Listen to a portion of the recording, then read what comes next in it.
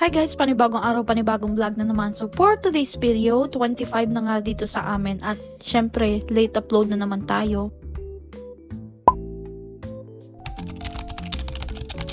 Mag-outfit check muna tayo kasi kailangan makapalang suot natin dito. Nandito nga pala kami sa BAM for today's video sa mga hindi po pala nakakaalam. Meron nga kaming reservation dito sa Chili's restaurant dito sa BAM. Alas 5 pa nga daw yung reservation namin pero 4:40 pa lang naglakad na kami at malapit lang naman to sa tinutuluyan namin na hotel. 3 minutes away nga lang. Ang sabi nga sa weather namin -8 lang pero sobrang lamig at sobrang hangin kaya naman tignan nyo kami balot na balot.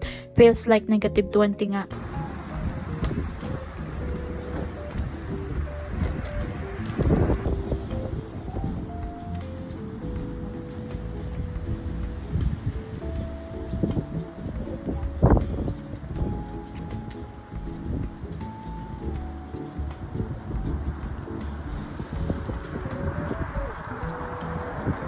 Ang ganda nga ng tanawin habang naglalakad kayo, kitang-kita nyo yung bundok. Kaso nga lang, pag pinuntahan nyo yan, 5 hours away pa rin dito sa lugar namin. Kasi nga sobrang layo, malaki lang talaga siya kaya kitang-kita. Nakarating na nga kami dito sa Chili's restaurant. Meron din siyang hotel sa taas pero hindi kami dito nag-book at pumasok na rin kami. 9 AM pa nga ng umaga yung huling kain namin doon sa tinutulayan namin kasi meron kaming pre-breakfast.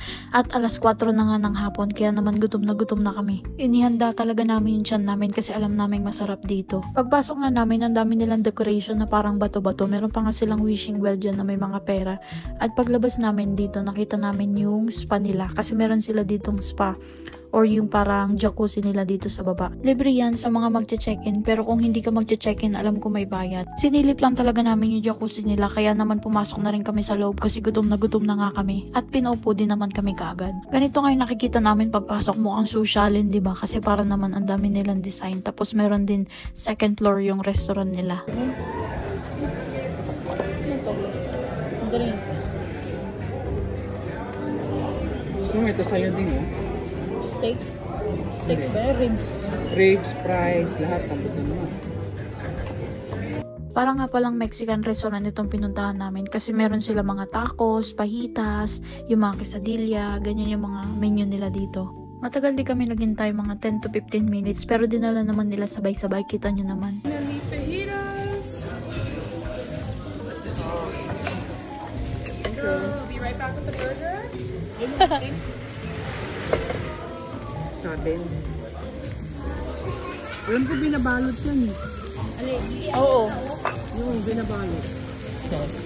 Init-init. Ano to? Bagoong? Trabaho pala yan. Bagoong yun? Ang pagkakaalam ko nga dun sa sausawan mukhang bagoong kaya naman sinabi ko bagoong. Pero bean talaga siya guys na may mga sibuyas, kamatis, ganon. Laki nito ah. Sabi siguro nila, pang ilang tao kaya yun?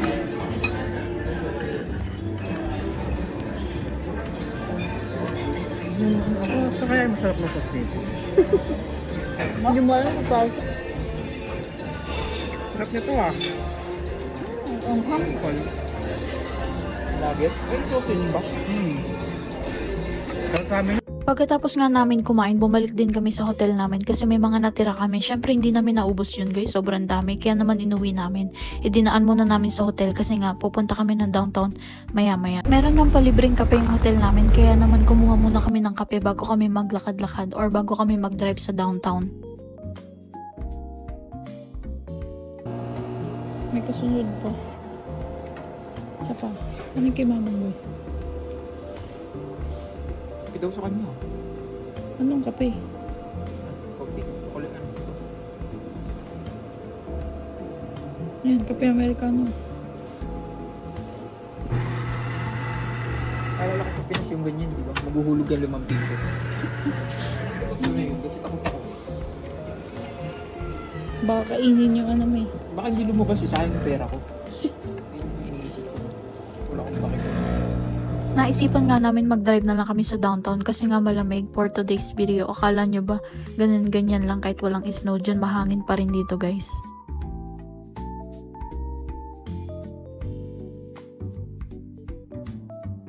Ang dami nilang Christmas light guys, no? Nakakatuwa talaga dito pag Christmas.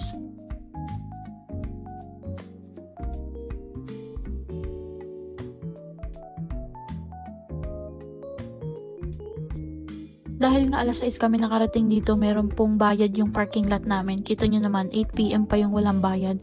Kaya naman nagbayad na kami kasi baka mahuli pa kami ng pulis. Yung mga pulis dito hindi nagpapahinga, lalo na yung mga ganitong holiday season. Kasi doon sila mas maraming nakukuha or mas marami silang nahuhuli. Naglakad-lakad nga kami dito sa downtown. Akala namin marami kaming mabibili. Pero yun pala, halos lahat, sarado silang lahat. Kaya naman naglakad-lakad lang kami. At sobrang hangin kaya hindi rin kami nagtagal. Bango, may barbecue.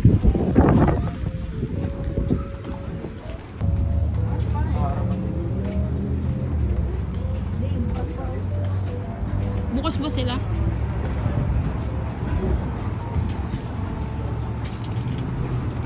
Yes, halos lahat sila sarado pero lahat sila nakabukas yung ilaw. Hindi namin alam pero dito sa Canada, hindi talaga sila nagpapatay ng ilaw, guys. Nakauwi na nga kami dito sa hotel namin at napag-isipan kong magkape dito sa labas ng balcony namin.